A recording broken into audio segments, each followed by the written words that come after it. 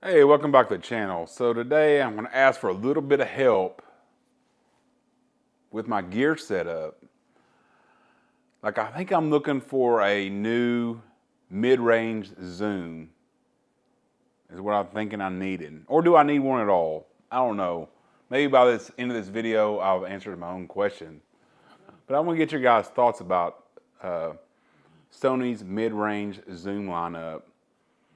And the good thing about Sony is you have so many different choices. I mean, there's so many choices out there, but that can also be a bad thing. You don't ever know if you're getting the perfect lens specifically for you or not. So I kind of want to get your thoughts and kind of share my thoughts, and maybe with all that combined, maybe I can come up with a good purchasing decision about Sony's mid-range zoom lenses.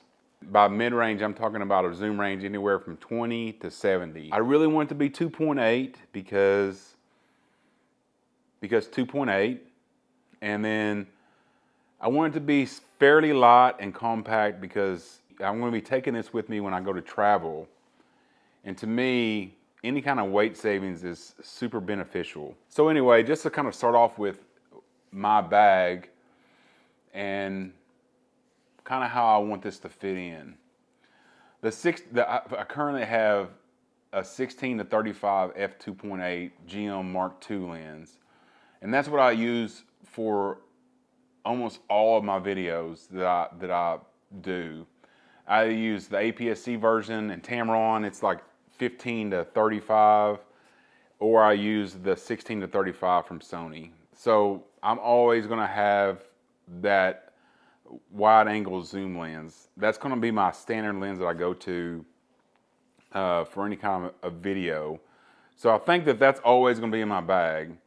But then I also want to see, I want a little bit more reach out of that with the next lens I purchase. Start off with what I own already is I own the 20 to 70 f4. Have that. I have a Tamron 28 to 75. And I have a Tamron 28 to 200. That's what I currently own in this range. I really, though, want it to be 2.8 because 2.8, you don't need 2.8 until you need 2.8, and then you need 2.8. So we'll start with the 24 to 70 G Master 2 lens from Sony. By all accounts, a stunning lens. But it's also fairly large, fairly heavy, and also is super expensive.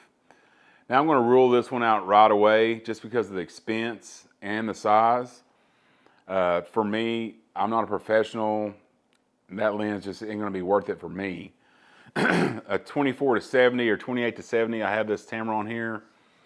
It's just not a lens that I reach for a whole lot. So I'm just not comfortable shelling out that kind of money for mid-range zoom lens. I know it's worth it. I'm not saying it's not worth it. It's probably a great lens, but to me, it's just not worth that money, and it's definitely not worth that weight to be carrying around in my bag. And then on top of that lens is the new Sigma 24 to 70 Mark II Art.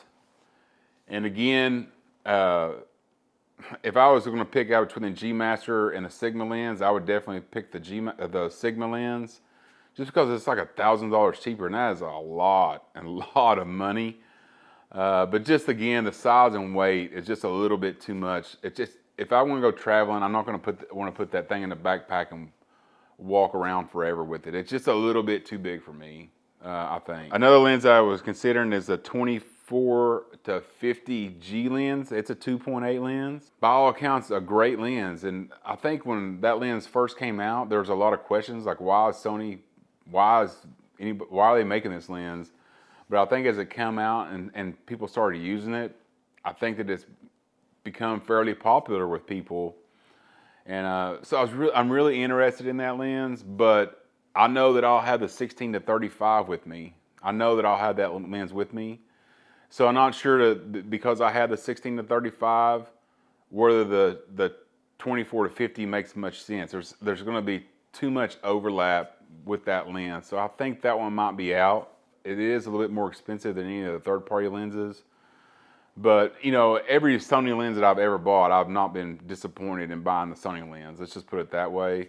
But I'm just not sure that that focal length is going to do me much good in the end. Now we can talk about this 20-70 f4 from Sony. I bought this lens. It's great if you're going to be outside shooting shots, doing video, stuff like that. It is an excellent lens. It is so sharp. The focal length is so versatile. But the problem is once you get indoors, any kind of low light situations, you have an f4 lens and it's not going to be that great for that. For instance, a few years ago, just randomly, we went to an aquarium and I happened to have a 2.8 lens with me. And I think that the shots that I got and the video I got there turned out great.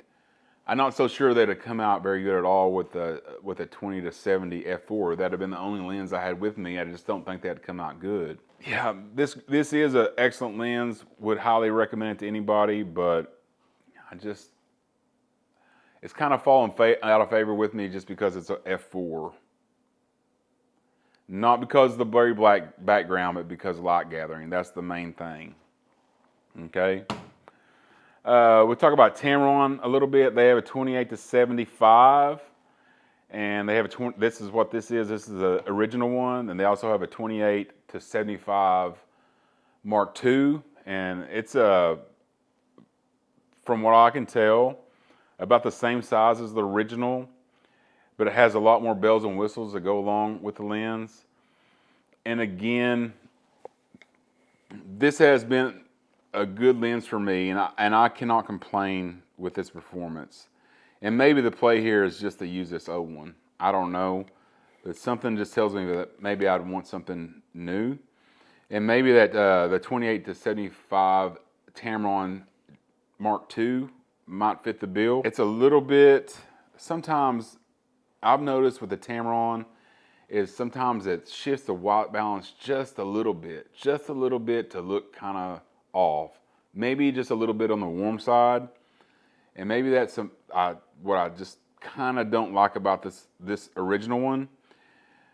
And they say the bokeh is kind of swirly in the background, but I don't pay just a whole lot of attention to stuff like that. Maybe a newer model might be better on autofocus and, you know, have some of those additional bells and whistles. Maybe the Mark II might be the play, or maybe just keeping the original one might be it.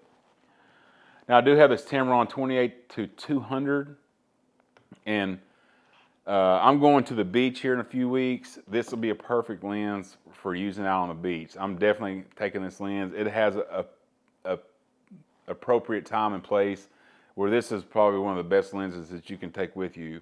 But again, you get into a low light situation, this ain't going to be the lens that you want. It goes to f5.6, which is just not going to be very good in low light. But if you're doing landscapes or any kind of just general shooting while you're outside and you're not caring about, you know, low f-stop, this lens is so good for that type of stuff. So it's definitely going to the beach with me, but I'm not going to consider it as my low light package. The last lens I'll talk about is a 28-70 from Sigma, and it's going to be the smallest lens of them all. And man, that might be the lens that I go for. When I went to Disney last year, I had the 16-28 Sigma lens, and some of the pictures I took of that just blew me away. Just not so much, you know, it's the tone of the pictures, the sharpness of the pictures. I just think there was just the extra dimension to them that I just don't get with like a Tamron lens.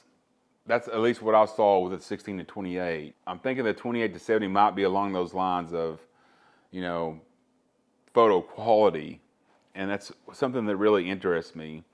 And another thing that interests me about that lens is it's smaller than all these lenses. Some by not very much. It's just a little bit smaller than some of them. But, you know, when you're walking around an amusement park or, you know, a long haul, every little ounce counts for sure. So that might be a good lens for me. I don't know. I really can't. It's 3 years old, and I can't just find a whole lot of recent reviews about it, but that might be a lens that I'm really interested in. but we'll have to wait and see. You might be asking yourself, well, why don't you just go with the 16 to 35 and then add some 1.8 primes or something like that? And that might be a solution. But the problem that I run into is like when I go on these trips, and I like to take photos from far away.